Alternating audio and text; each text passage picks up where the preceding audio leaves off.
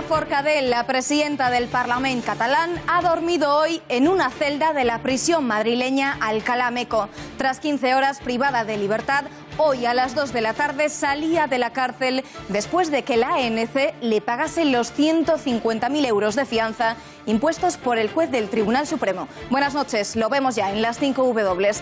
El miedo se ha apoderado de Forcadell, quien de repente renegaba de todos sus actos en el proceso independentista.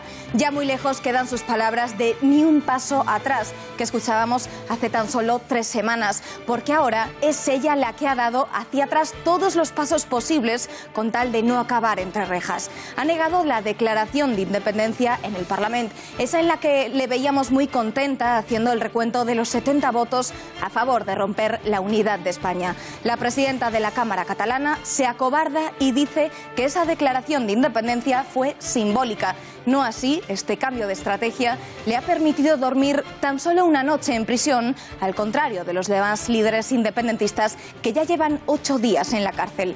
En el ámbito político, este insólito giro no deja en buen lugar a Forcadell, una de las principales artífices del procés, porque si algo se constató ayer en el Tribunal Supremo es que el independentismo se ha roto en dos y que ya no hay una estrategia común de hoja de ruta secesionista.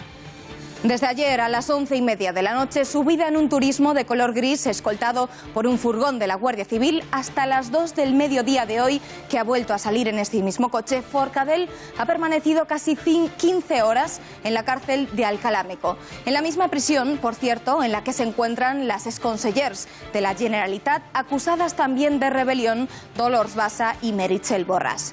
El tiempo empieza a correr también para los otros 4 miembros de la mesa del Parlamento, que tendrán que abonar 25.000 euros cada uno en un plazo de una semana si no quieren pisar la cárcel. Y el quinto, Joan Josep Nuet, queda en libertad provisional sin fianza. Así lo ha decretado el juez del Tribunal Supremo. Estas fianzas de 25.000 euros cada una, que en total suman 100.000 euros, correrán a cuenta de la ANC, que ya ha pagado hoy la fianza de otros 150.000 euros por Carme Forcadell, que por cierto fue presidenta de esta asociación hace 2 años. Editorial con Xavier Horcajo.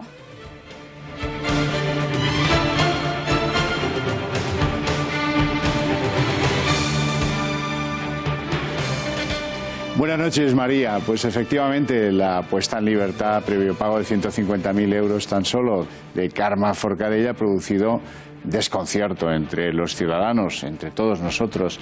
No nos lo imaginábamos que Lady Procés acabaría en casa durmiendo tan solo una noche en la prisión, hasta que se abonó la fianza. Esa incertidumbre proviene de que todos recordamos que esta mujer ha sido toto en el mundo del independentismo, en esa República Catalana. Si ella no le hubiera dicho al secretario del Parlamento cállate, al letrado del Parlamento cállate, a la oposición cállate, e impusiera aquella votación secreta, esto no hubiera llegado a donde ha llegado. O sea que tiene más responsabilidad sin duda alguna ella que Oriol Junqueras, que todavía duerme en la cárcel, o que los Jordis, que ya saben, están desde hace más tiempo en la cárcel. Estupefacción, entonces. Ahora, tiene una parte positiva.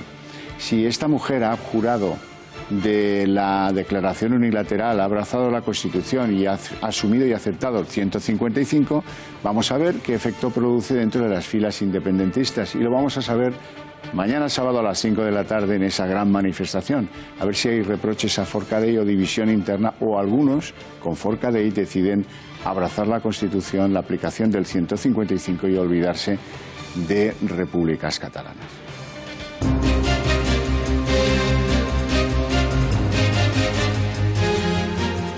La Audiencia Nacional, en colaboración con la justicia panameña y colombiana, ha incautado 5,4 millones de euros y diferentes inmuebles al expresidente de la Comunidad de Madrid, Ignacio González, 2 días después de su salida de prisión, tras abonar una fianza de 400.000 euros. Las empresas del sector textil en Cataluña vendieron en octubre un 35% menos que en el mismo mes del año anterior, según las estimaciones de la patronal Acotex, que representa a 800 empresas. Hablaremos hoy en nuestro informativo con una empresaria china afincada en España para saber todas las causas de esta caída. El líder de Podemos, Pablo Iglesias, se ha decantado por el ex Gemad Julio Rodríguez como su favorito para liderar el partido en Madrid. Rodríguez, que no tiene el apoyo de los errejonistas, participará en las primarias de Ahora Madrid, que se celebran en unas semanas para elegir al secretario general. Hoy en nuestra sección de tendencias hablaremos de la nueva colaboración de Victoria Beckham con Reebok. Nos daremos un paseo por la exposición en Madrid Manolo Blahnik, el arte del calzado, veremos a los 4 abrigos que se llevan este otoño y los estrenos de este fin de semana.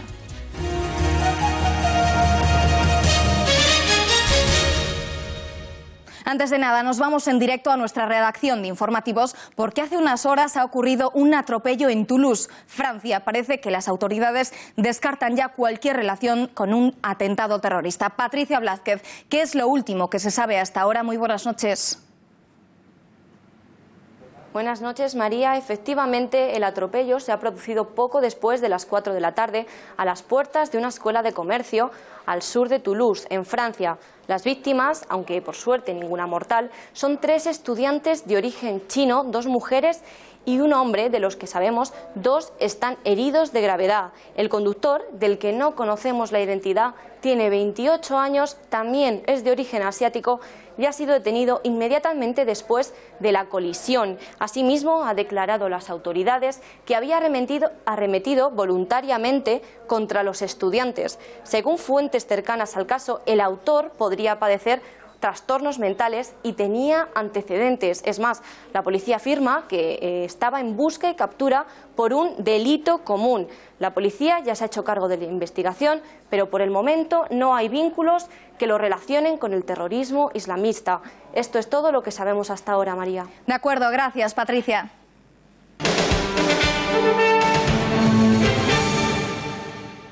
Tan solo 2 días después de haber salido de prisión y de pagar una fianza de 400.000 euros, que por cierto fue gracias a la aportación de hasta 11 personas, hoy hemos sabido que el expresidente de la Comunidad de Madrid, Ignacio González, tenía escondidos en Colombia 4,6 millones de euros de actividades delictivas.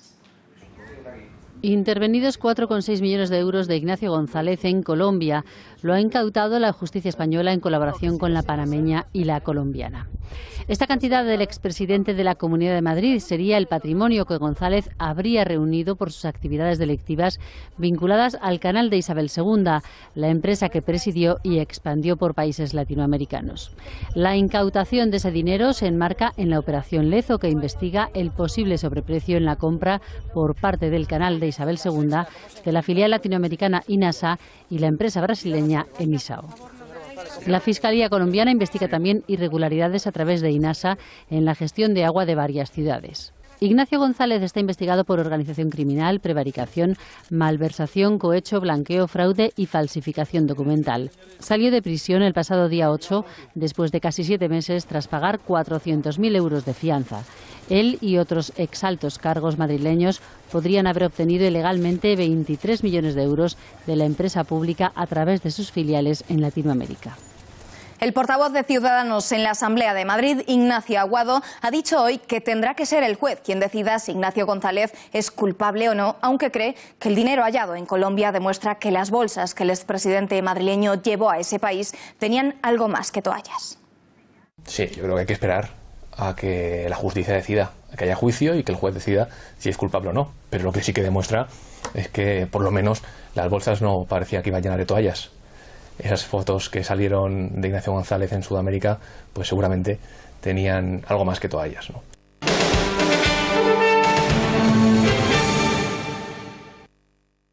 Este es el talón bancario con los 150.000 euros de fianza que ha pagado esta mañana la Asamblea Nacional Catalana al Tribunal Supremo, que ha permitido que Carme Forcadell pudiese salir de prisión. Esta fianza es parte de las medidas cautelares que el juez Pablo Llarena le ha impuesto. Gracias a que Forcadell ha renegado del procés, ha dicho que la declaración de independencia era tan solo simbólica y ha asegurado que acatará las medidas del 155. Bueno, son 150.000 euros que se los ha pagado la ANC. Ella no ha tenido que poner ni un solo euro de su bolsillo, así que podríamos decir que, bueno, que desobedecer a la justicia le ha salido bastante rentable, sobre todo si tenemos en cuenta su patrimonio de 147.000 euros que, por ejemplo, cobra al año brutos. ¿No es así, Alba Vila? Efectivamente, María, porque su patrimonio, entre él, está a su nombre 2 plazas de garaje, un terreno de más de 30.000 metros en Tarragona y el 50% de una vivienda de 168 metros cuadrados en Sabadell. Es un apartamento situado en pleno centro, la mejor zona de la ciudad. Un piso de estas características se vende hoy en día por unos 400.000 euros. Estratosférico salario, y es que basándonos en el portal de transparencia del Parlamento, la catalana se desembolsará al mes un salario fijo de 7.794 euros brutos, a los que se suman otros 1.500 euros por los gastos de representación. Un total de 9.300 euros. Como percibe 14 pagas, su salario asciende a 130.000 euros brutos. Pero aquí no acaban sus ingresos, porque Forcadell tiene derecho a una indemnización para compensar los desplazamientos desde su lugar de residencia al Parlamento de 26.000 euros al año libres de impuesto. Así, en total, la catalana cobra anualmente la friolera de 157.000 euros. A todo esto se suma que declara poseer también 124.000 euros en sus cuentas corrientes y 21.000 euros en acciones, María. Podríamos decir entonces que Forcadell podría haberse pagado ella misma la fianza. Efectivamente, María. Gracias, Alba. Y estos son los demás miembros de la mesa de la Cámara catalana que también fueron a declarar ayer por rebelión ante el Supremo de Madrid. Anna Simó, Lluís Guinó, Ramona Barrufet, Lluís Corominas y Joan Josep Nuet, a quien el juez ha dejado en libertad. Los demás tendrán que pagar una fianza de 25.000 euros cada uno antes de una semana para evitar entrar en prisión. Y como medidas cautelares tienen la obligación de presentarse semanalmente ante el juzgado del Tribunal Superior de Justicia de Cataluña, la prohibición de salir del territorio nacional y la entrega de pasaporte. En caso de incumplimiento de alguna de estas medidas, supondría su inmediato ingreso en prisión. Para el abogado de Forcadell, el trato no ha sido justo. Asegura que se han dado privilegios a los demás miembros de la mesa y que no se les ha tratado por igual. Algo evidente, ya que no todos tienen el mismo cargo de presidenta del Parlamento. En este caso se ha efectuado una diferencia de trato de la presidenta con el resto de la mesa. Y bueno, ahora también pues una resolución que evidentemente recurriremos porque está fundada en argumentos que no compartimos. Y estas son las caras de los exmiembros del Gobierno a los que Forcadell ha dado la espalda al haber negado que no declararon la independencia de Cataluña el pasado 27 de octubre. Estos son los 8 encarcelados por rebelión que ya llevan 8 días en las cárceles de Extremera, los hombres, y de Alcalá Meco, las mujeres. Mientras el resto de los exmiembros del Gobierno, encabezados por Puigdemont, se encuentran fugados de la justicia española en Bruselas, en la capital belga. Están en libertad, pero tienen orden del juez de permanecer dentro del país, de comparecer cuando sean llamados y de comunicar una residencia fija hasta que tengan que volver a comparecer el día 17 de este mes ante un tribunal. Ese día se decidirá si la policía les trae a España o no. El juez del Tribunal Supremo, Pablo Llarena, atribuye a la presidenta del Parlamento, a Carme Forcadell, una actuación principal en el proceso independentista, tanto por su intervención medular en él como por la intensa repercusión que su propio liderazgo ha tenido. Además, el magistrado recuerda que ocupó la presidencia de la Asamblea Nacional Catalana, desde cuyo mandato perfiló, asumió y comprometió una hoja de ruta que pasaba por la concienciación y movilización colectiva. Pero, sin embargo, aunque considera que ha tenido una actuación principal, le puso una fianza para que haya podido salir de prisión. Una decisión muy distinta a la que tomó la juez Lamela en la Audiencia Nacional, que envió a los 8 exconsellers a prisión sin fianza. ¿Cuáles son, entonces, los reproches del juez supremo a la Fiscalía? Javier Torres, muy buenas noches. Buenas noches, María. El primero de ellos es el riesgo de fuga. Para Llanera, el fiscal no ha valorado el hecho de que todos los querellados han acudido a cada una de las citaciones judiciales. En segundo lugar es el voto de confianza. En su resolución se da un voto de confianza a la mesa del Parlamento, Carme Forcadell, y al resto de la mesa. Así les ofrece la posibilidad de que paralicen sus continuas amenazas y saltos a la ley. Sin embargo, la Fiscalía opina que hay un claro riesgo de reiteración delictiva. No pueden destruir el diario de sesiones. La Fiscalía apoyaba su solicitud de ingreso en prisión incondicional para 4 de los 6 miembros de la mesa del Parlamento, ante el miedo de que se pudieran destruir estas pruebas. Llarena, por el contrario, cree que ese riesgo sí existe, pero no para estos miembros de la mesa del Parlamento. En su querella, el fiscal general del Estado argumenta que los investigados usaron la violencia para llegar a su meta, la declaración unilateral de independencia. Pero el magistrado no lo tiene tan claro. El último reproche del juez a la Fiscalía es que no hay base probatoria que acredite que la preparación del referéndum del 1 de octubre se realizó con fondos públicos. 6,2 millones de euros, que es la cantidad que reclamaba como estimación de las cantidades que se pudo usar de las arcas públicas para organizar este día. Gracias, Javier.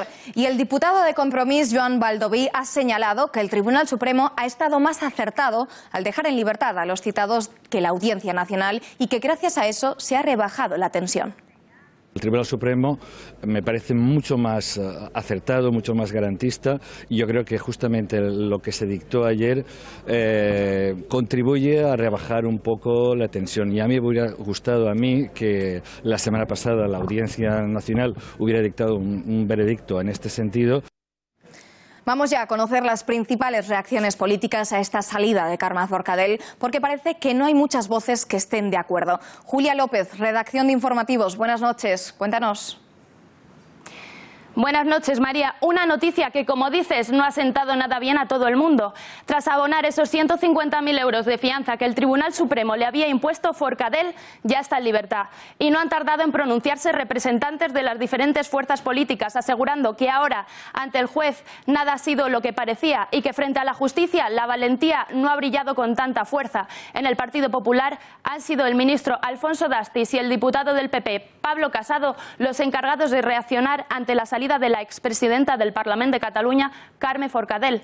Dastis no confía en Forcadell. Falta ver que cumpla lo que ha dicho, ha asegurado. Y Pablo Casado ha dicho retóricamente que ya por fin ha caído algún independentista del caballo. Pero mejor lo vamos a ver. Como usted dice, se ha retractado. A mí me parece falta ver que cumpla lo que ha dicho, pero en fin, si no lo cumple en el futuro, pues supongo que el juez podrá volver sobre sus pasos, pero a mí me parece, en todo caso no quiero comentar algo de lo que yo no soy sujeto ni soy experto.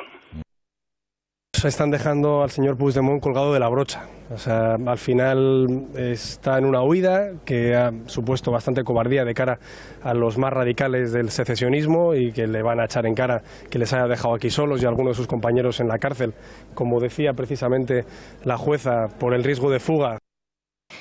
Pero no ha sido el Partido Popular el único en pronunciarse. En el PSOE, Patxi López ha tachado de penosa la actuación de los independentistas y Toni Cantó, de Ciudadanos, acusa a miembros del proceso de la fuga de empresas en Cataluña.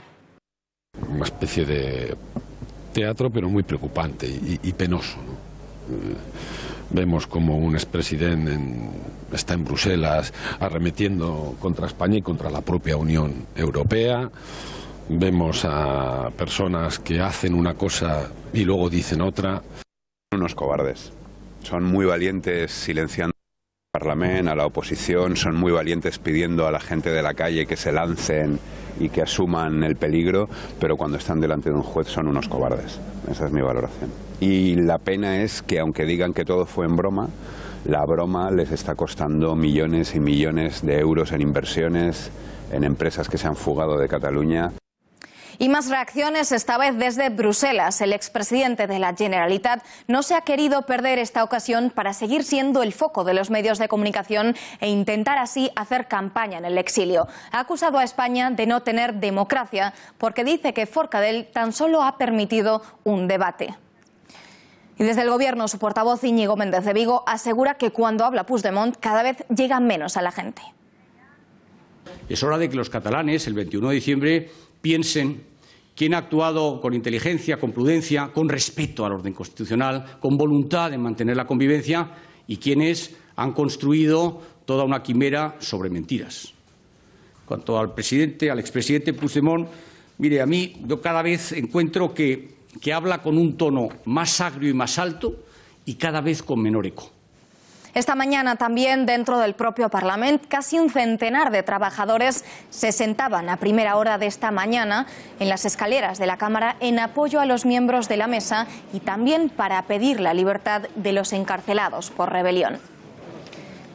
Y no solo desde Bruselas o desde el Parlamento, las reacciones también llegan desde la cárcel. El exvicepresidente de la Generalitat, Oriol Junqueras, ha publicado un artículo en el que acusa al Estado español de violencia, de abusos, de autoritarismo y de maldad.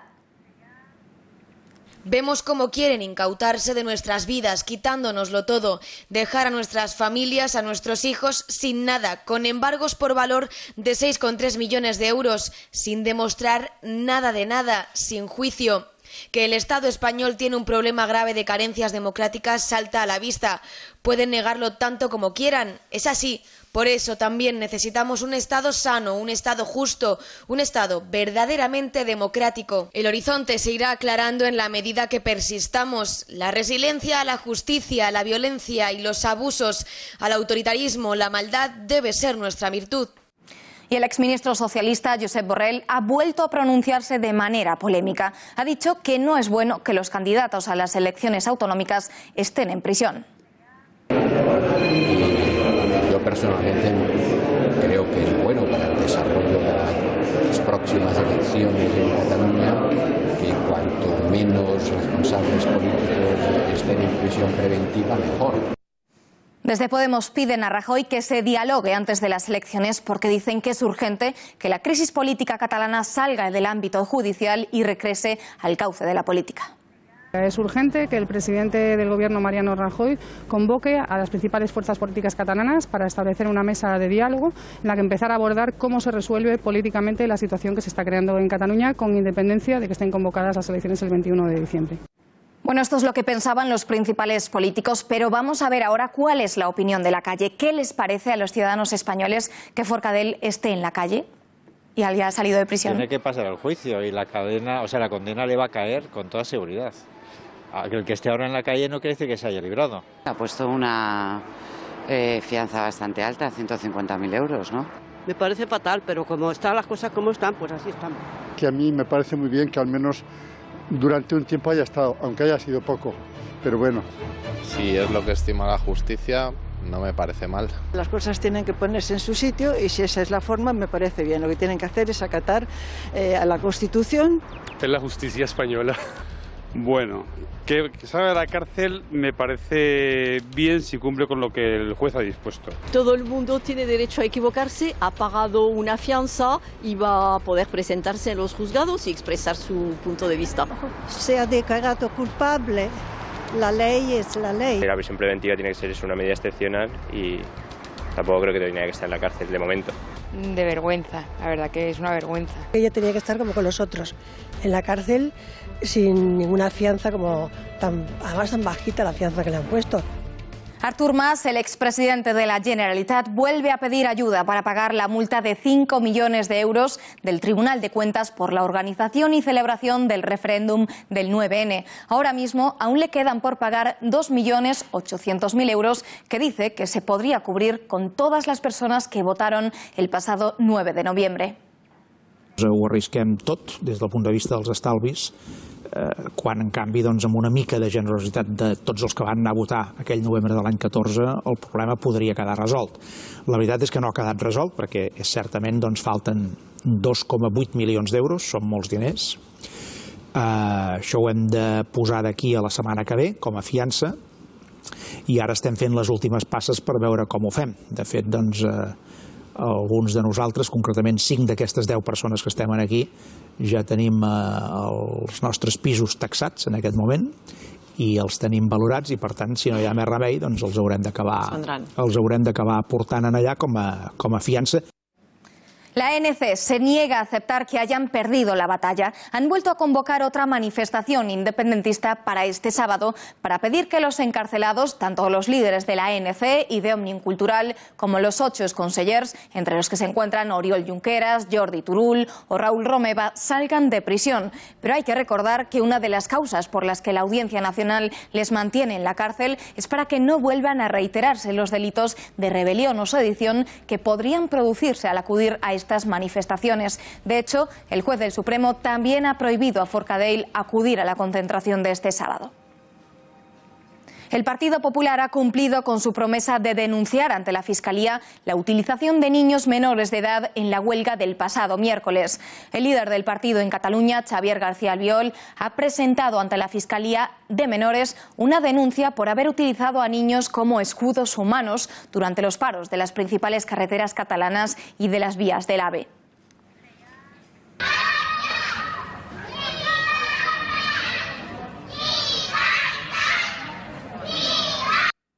También desde UPyD han denunciado ante la Agencia Europea de Derechos Fundamentales el adoctrinamiento y la vulneración de los derechos de los niños por parte de los secesionistas catalanes. He presentado ante la Agencia de Derechos Fundamentales de la Unión Europea un dossier muy completo que recoge las pruebas de la vulneración de derechos fundamentales de niños y niñas en Cataluña. Desvelamos una estrategia predeterminada y sistemática contraria a los derechos del niño reconocidos por la Declaración de Derechos Humanos de Naciones Unidas y por la Declaración de los Derechos del Niño de la UNESCO. Y presten mucha atención a este vídeo que les vamos a mostrar, donde se desvelan las relaciones terroristas de 4 promotores del proceso independentista. Carles Sastre, un asesino; Gonzalo Boye, un secuestrador de ETA; Paul Becaert, el abogado de Etarras y también de Puigdemont; y Jordi Sánchez, quien compartía mítines con organizaciones terroristas.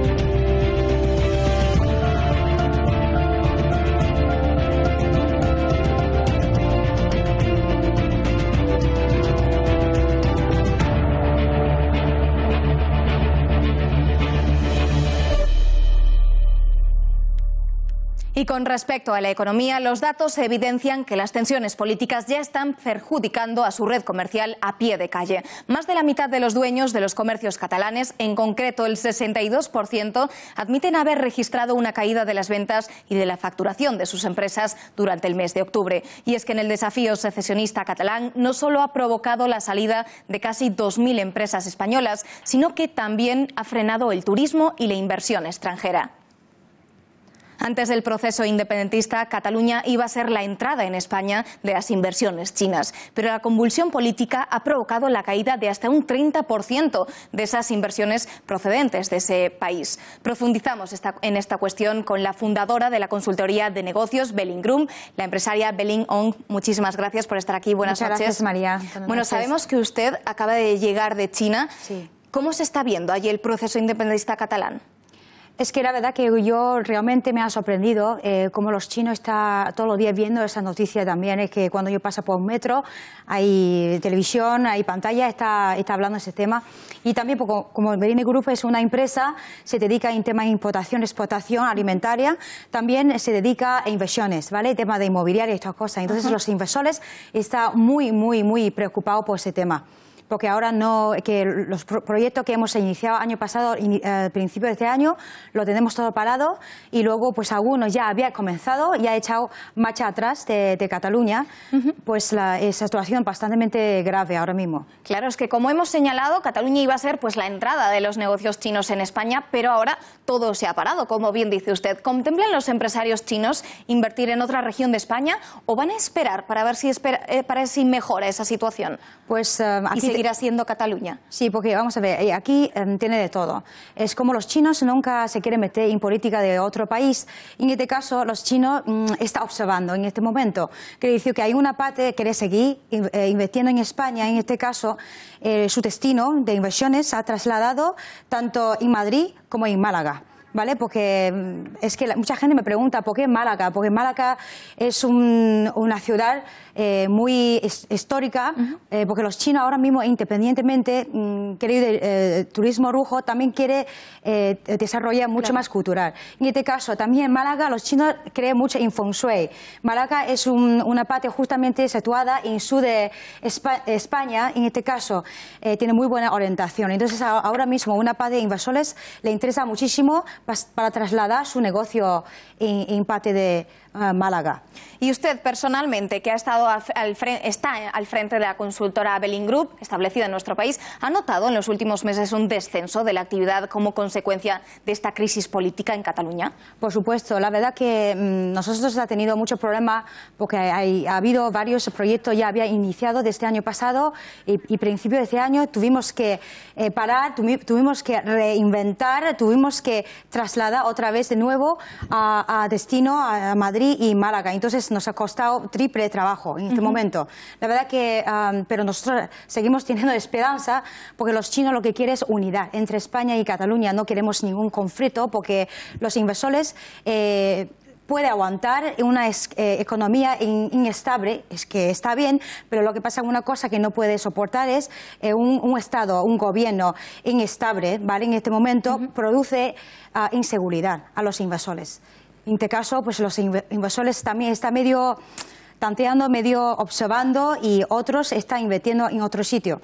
Y ¿qué opinan los pequeños comerciantes de la obligación de tener que rotular en catalán? La verdad, los chinos simplemente se sitúan ahora mismo en Cataluña porque tiene su negocio. Y en este caso, yo creo que mi opinión personal, ¿vale? En este momento se va a observar a ver qué va a pasar después de la elección, 19 de diciembre, ¿vale? Pues si no, yo creo que como chino, que yo conozco la cultura china, yo creo que se van un poquito retirando de Cataluña. Seguramente se va para Madrid, para la ciudad grande, o se va para otro lado, para Francia, para Italia. Bueno, y una parte también del turismo de lujo que visita Barcelona procede de China. Sabemos que muchos se han ido ya. ¿Cree usted que los chinos buscarán otro destino en España o directamente se van a ir a otro país? Pues es cierto, en este momento ha bajado un 30% turismo, porque tengo varios colaboradores de turismo de lujo entre España y China. Desde la semana pasada están alunados todos los tours, dos grupos de chinos cada semana hasta fin de año que viene, lo tiene todo cancelado. Cancelado. Sí. Bueno, terrible. Terrible. Lo que pasa es que ahora tenemos que seguir viviendo, tenemos que seguir luchando, ¿vale? En este caso, nosotros, Belin Group, estamos también abriendo nueva ruta para los nuevos turistas para visitar más cosas, independientemente de Cataluña, pues vamos a visitar más cosas en Madrid, Valencia, por ejemplo, zona Costa Blanca y Málaga. Vamos a intentando derivar a otro sitio. Pues señora Ong, muchísimas gracias por estar aquí explicándonos cómo se ve desde China esta crisis política catalana. Gracias por estar aquí. Buenas noches. Buenas noches.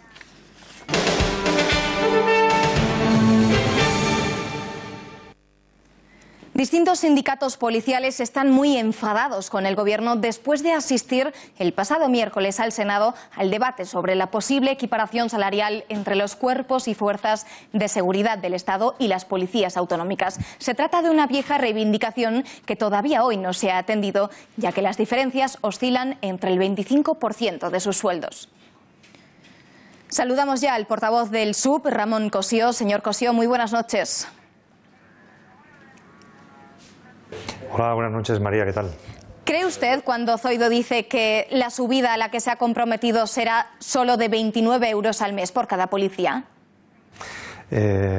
Nosotros echamos cuentas entre las cantidades que dijeron, hablando de unos 50 millones de euros la pasada semana, o el pasado miércoles, perdón, en el Senado, si lo dividimos entre los 140.000 policías y guardias civiles que estamos operando en este momento en el territorio nacional, nos salen unos 20 y pico euros mensuales.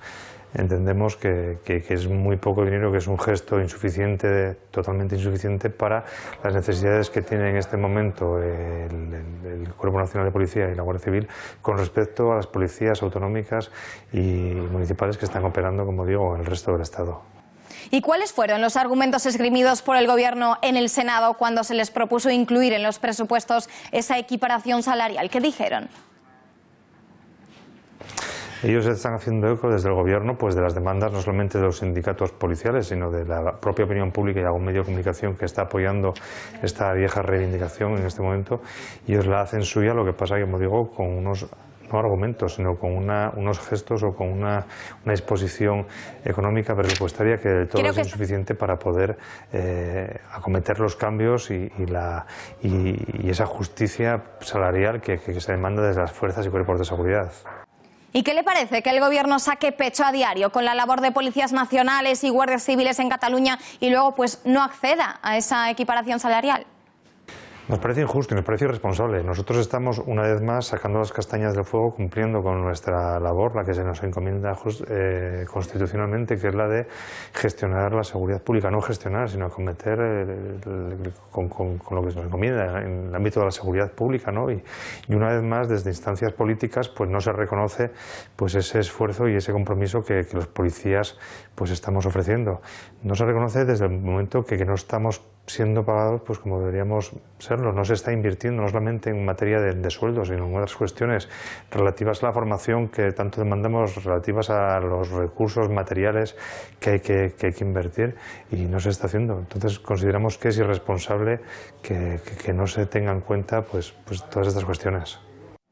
En la última semana hemos visto cómo policías y guardias civiles pues se han jugado el tipo en Cataluña, mientras los Mossos d'Esquadra se han arriesgado mucho menos. ¿Por qué cree que estos policías autonómicos están mejor valorados económicamente? Pues porque durante décadas hemos visto cómo los sucesivos gobiernos que hemos tenido en nuestro país han estado pues continuamente pues cambiándose cromos, coloquialmente hablando, pues haciendo una serie de transferencias a las comunidades autónomas, tanto en seguridad como en otras cuestiones, y a la hora de la verdad quienes salen perjudicados pues son los funcionarios que dependemos del Estado. No hay que olvidarse que entre el 78 y el 80% del sueldo de los policías autonómicos están saliendo en este momento de las arcas de los presupuestos generales del Estado, y luego el tanto por ciento restante sale de esa transferencia que desde el Estado se cede a las comunidades autónomas, y siempre va en perjuicio, como digo, de la seguridad pública, que depende, y es una materia que depende del Ministerio del Interior del Estado. Entonces ese es el motivo de esas concesiones.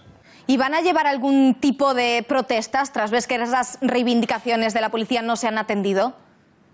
Pues nuestro calendario ya está en marcha y nuestro reloj se ha puesto a contar desde el mes de septiembre, que nos tuvimos una reunión con el Ministerio del Interior en el que le emplazábamos a afrontar esta realidad y de la que todavía no hemos tenido ninguna respuesta. Le solicitamos una reunión, enviamos una serie de documentación que se nos requirió para poder sentarnos a hablar y a concretar detalles de las necesidades que teníamos en la Policía Nacional y en la Guardia Civil. Fuimos tanto sindicatos de la Policía Nacional como asociaciones de la Guardia Civil.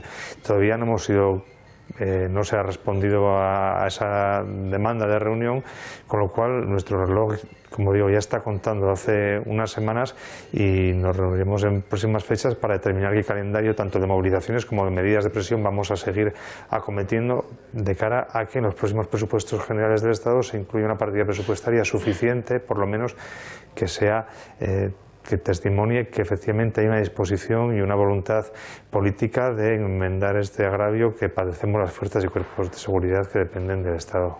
Pues señor Cossío, gracias y buenas noches. Gracias a usted, buenas noches.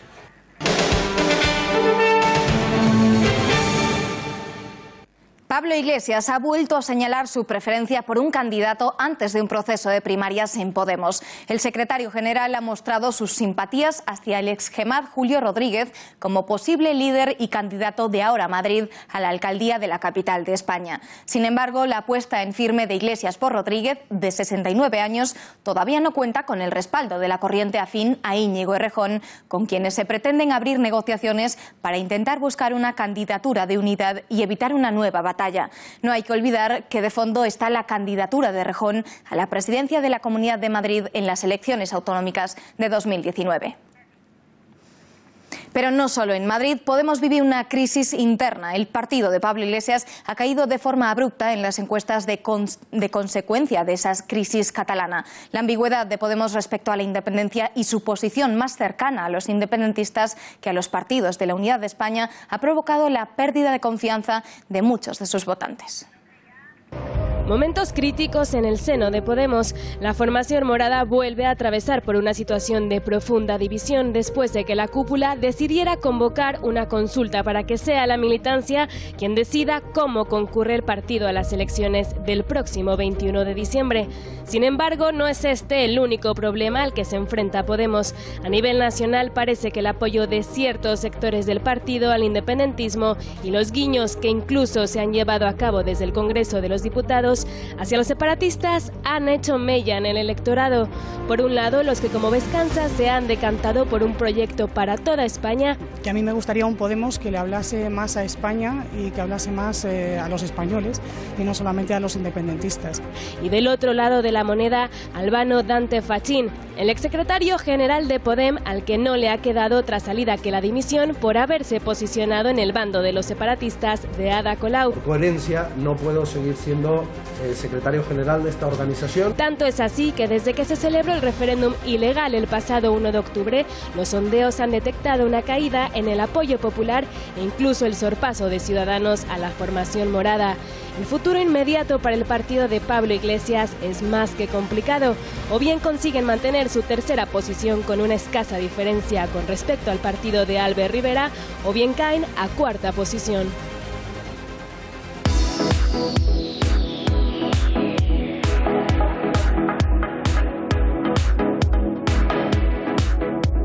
Y en nuestra sección de tendencias, como cada viernes, ya tenemos aquí sentada a Laura Fernández Cañas. Muy buenas noches. Muy buenas noches, María. Bueno, Laura, vamos a empezar por una colaboración que nos ha sorprendido a todos, ¿no?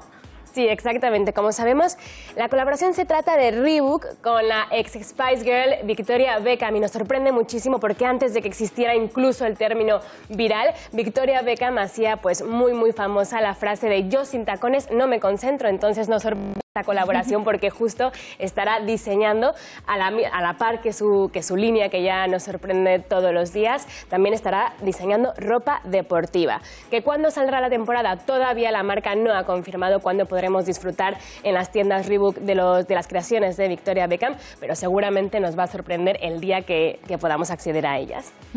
Bueno, y también creo que hay una especie de plan estrella este fin de semana. Laura, ¿qué exposición nos tienes preparada? Normalmente vengo con muchísimos planes para proponeros y sobre todo en la capital, pero esta vez venimos solo con uno porque es muy importante y por lo menos a las que somos seguidoras de Manolo Blahnik, que sabemos que es el diseñador canario, que muchos no sabemos que es canario, nos imaginamos que es americano porque es ahí donde reside ahora, pero es de padre checo, de madre canaria y bueno, trae a Madrid después de una larga gira con esta exposición que ha pasado por San Petersburgo, por Milán, por Praga, después de Madrid se irá a Toronto y bueno, viene y llega a Madrid con 80 diseños que vamos a poder disfrutar en persona, también más de 200 dibujos de la mano del diseñador.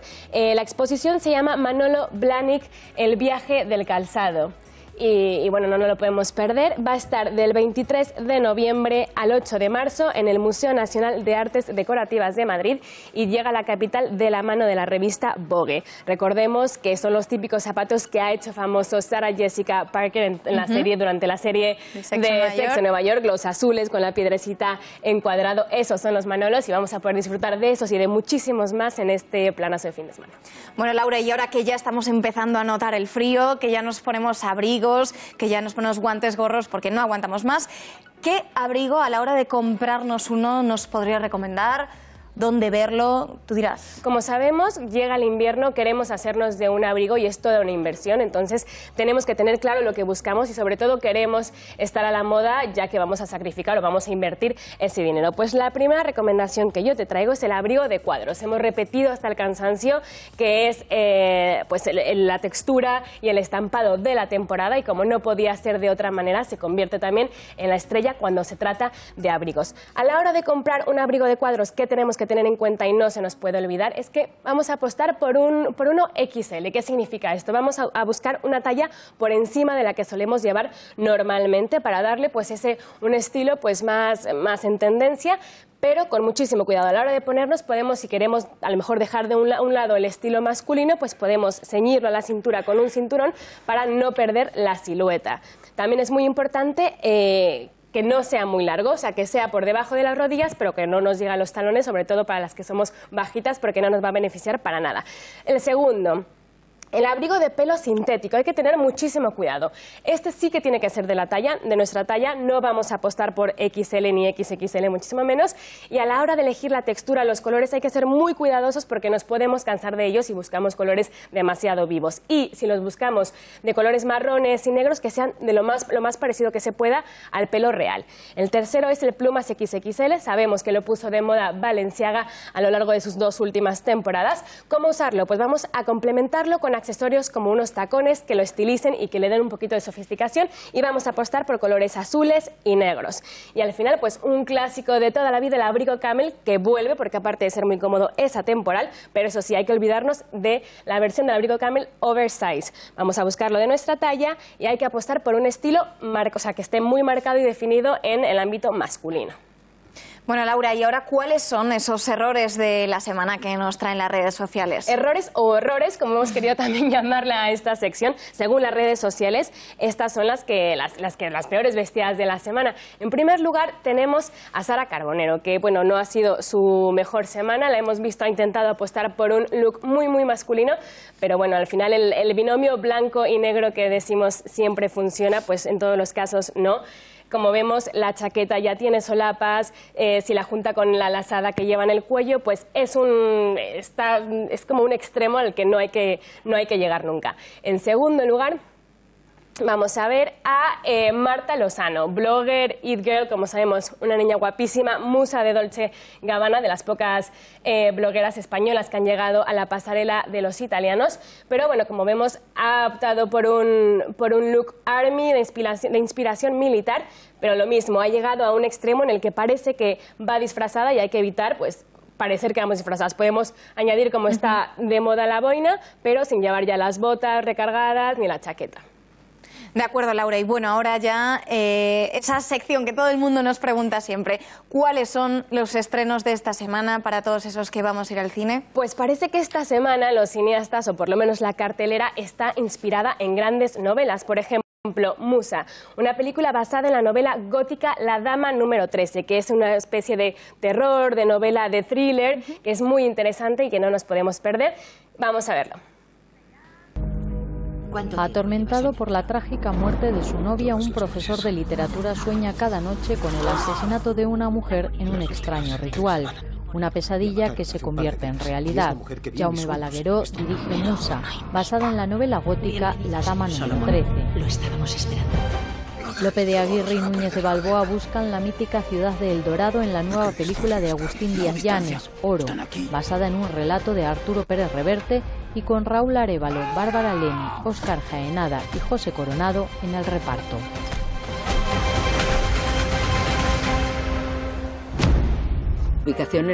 La joven Florence Green quiere abrir una librería, un sueño que le enfrentará a algunos de sus vecinos y le granjeará las simpatías de otros.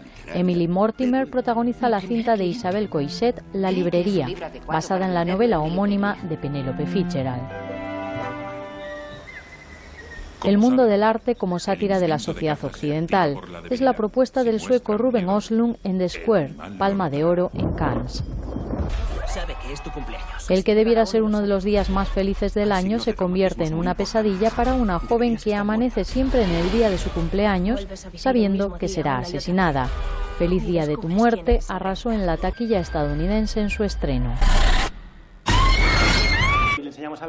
La comedia española Algo muy gordo sigue los avatares de un rodaje surrealista en tono de documental, que protagonizan Berto Romero, Antonio de la Torre, Carolina Van y Carlos Areces.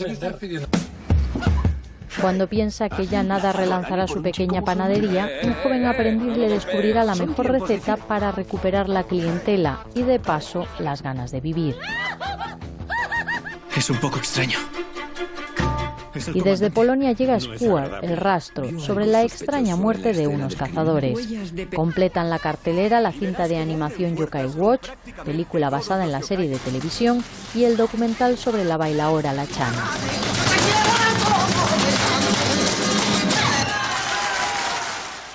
Bueno, como acabamos de ver, todas son muy apetecibles, pero Laura, no sé cuál será tu favorita. La mía es la de La librería, que está inspirada en la novela de Penélope Fitzgerald, y yo creo que es una novela muy bonita con la que nos vamos a emocionar y nos vamos a reír muchísimo este fin de semana, que nunca viene mal. Genial, Laura, pues muchísimas gracias por haber estado aquí y muy buenas noches, que pases un buen fin de. Igualmente, María, gracias a ti.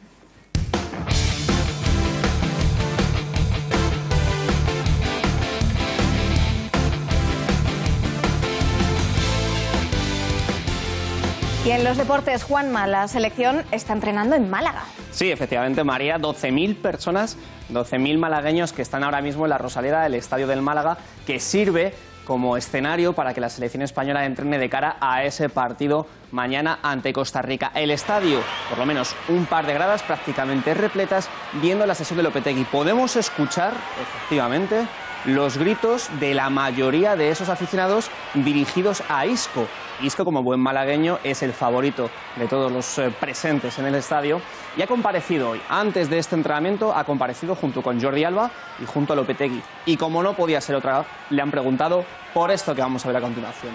La lesión de Gareth Bale, el jugador del Real Madrid, por desgracia prácticamente no es noticia, vuelve a estar lesionado muscularmente. Leemos cuál es el alcance de su lesión. Sintió unas molestias al término del entrenamiento de ayer. Después se le hicieron pruebas médicas y se le diagnosticó una rotura fibrilar en el tercio medio del aductor largo de la pierna izquierda. Por tanto, queda pendiente de evolución. Es una lesión nueva, diferente a la que ha sufrido en otras ocasiones, que habitualmente tenía problemas tanto en el sóleo, el músculo del gemelo o en los isquiotibiales, concretamente en el bíceps femoral. Bueno, pues Isco ha dicho que de ninguna forma se alegra de esta lesión porque es consciente de que a pesar de que la lesión de Gareth Bale le puede dar más minutos, a él evidentemente no le ayuda que un compañero se lesione. Ha dicho, le mando mucho ánimo, le mando un abrazo porque seguramente lo estará pasando muy mal. Y ayer, por la tarde, justo después de que se lesionase Gareth Bale, se presentó en el Santiago Bernabéu un documental, el de Santiago Bernabéu, nunca mejor dicho, el mítico presidente del Real Madrid, que estuvo más de 40 años en el cargo. Efectivamente se le ha homenajeado con un documental en el que se repasa su vida. Ha sido el presidente más laureado de la historia del Real Madrid, el actual es el segundo más laureado, Florentino Pérez. Bueno, pues esta mañana Florentino Pérez ha comparecido en esas 35 horas que hay de entrevista seguidas, sin descanso, en OK Diario. Javier Capitán, gran madridista, socio por cierto, le ha preguntado el porqué de que el Real Madrid sea tan criticado habitualmente y ojo, porque utilizando palabras de Santiago Bernabéu, Florentino Pérez ha contestado esto. Las grandes marcas, que aunque no ganen, son siempre grandes. O sea, Ferrari, por ejemplo, pues es la gran marca de automovilismo, gane o no gane, ¿no? Pues el Madrid, eso es lo que ha pasado a lo largo de la historia y luego vuelve, siempre vuelve. Oye, ¿del Madrid hablamos o no hablamos? No, Madrid va bien y va bien, ¿no? Ya está. Como siempre. Entonces, como siempre, nos critican, como siempre, sí. O sea, lo de siempre. Es raro que critican a Madrid. Es muy raro, es muy raro. Pero en la película lo dice también Bernabéu, dice que más o menos, siempre decía eso, dice, nos critican porque nos tiran envidia. Nos critican porque... Pero es verdad, nos criticaban igual. Bueno, vamos a ver las imágenes de Cristiano Ronaldo entrenando. No viene muy al caso porque Florentino Pérez no se ha referido a él, pero sí el próximo protagonista que tenemos en este informativo de deportes. Estamos viendo primero el golazo, que tiene mucho mérito, entre la clavícula, el pecho de Cristiano y luego ese derechazo directo a la escuadra. Está en muy buena forma Cristiano, no está jugando con Portugal, se ha quedado en España para preparar ese derbi madrileño del 18 de noviembre, en el que evidentemente no estará Gareth Bale. Bueno, pues lo sacamos a colación porque otro protagonista ha dicho que ficha por el Real Madrid solo por él. Vamos a verlo. Es Walter Tavares. Mejor llamarle Eddie porque es como él prefiere ser conocido. El Real Madrid ha llegado a un acuerdo con Walter Samuel Tavares, pívot procedente de Raptors 905, el filial de los Toronto Raptors. Queda vinculado hasta junio de 2020. ¿Y quién es este pívot? Bueno, pues de él ya os hablamos esta semana. Hay que ver siempre el informativo de Intereconomía porque adelantamos noticias. Es un hombre muy fuerte debajo del aro, un pívot que cubrirá las bajas del Real Madrid, que está evidentemente adoleciendo de altura, de metros en el poste bajo después de las lesiones de 2 de sus pivots, principalmente a John, que tendrá que estar 4 meses de baja por una lesión en su hombro izquierdo. Ya decimos, un jugadorazo, y recomendamos, María, que todo el mundo visite la página web de www.pelota.es porque hablamos de Tavares, un jugador, ojo, que hasta los 17 años no había cogido jamás un balón de baloncesto. Caray, Juanma. Y ya que lo dices, en esa web este fin de semana, para todos esos aficionados al deporte, ¿qué reportajes, qué noticias se van a encontrar? Porque creo que España juega mañana. Sí, efectivamente, como hemos dicho, España juega mañana ante Costa Rica. Todo el mundo tiene que estar muy pendiente de ese partido a las 9 menos cuarto. España contra Costa Rica, amistoso, no es clasificatorio, pero vamos a hacer un seguimiento muy profesional, muy completo de ese partido en www.pelota.es, y cuidado porque también hay que visitar el canal de YouTube de Punto Pelota, porque ahí entramos en debate, más allá de la información, opinamos y nos pegamos un poco todos los periodistas de la redacción, así que es muy importante que lo visiten. Gracias, Juanma. Y bueno, muy brevemente, antes de despedirnos, vamos a hacer un apunte internacional porque el Brexit ya tiene fecha y hora. Se producirá a las 11 de la noche del 29 de marzo de 2019. Así lo ha fijado la primera ministra británica, Theresa May, quien también ha advertido de que su gobierno no tolerará los intentos de usar el proceso de enmiendas a esta ley como una forma de bloquear los deseos democráticos de los británicos, ralentizando o parando la salida británica de la Unión Europea. Y ahora sí, nos vamos ya. Muchísimas gracias por habernos acompañado, por haber confiado en nosotros, y les deseamos que tengan un muy buen fin de semana. Hasta el lunes.